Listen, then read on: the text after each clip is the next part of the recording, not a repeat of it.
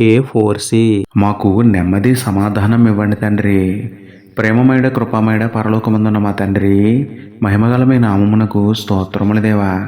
అయ్యా, అనేక మంది హృదయాలలో నేడు సమాధానం లేక అల్లాడిపోతున్నారు, నెమ్మది లేక కృంగిపోతున్నారు. ఈ రాత్రి ప్రత్యేకంగా వారిని జ్ఞాపకం చేసుకోండి, మీ ప్రేమ చేత ఆదరించండి ప్రభువా. ఈ లోకంలో ధనం, బలం, ఉద్యోగం, వ్యాపారం ఇవ్వలేని సంతోషం, సమాధానం మీరే ఇవ్వగలరు ప్రభువా.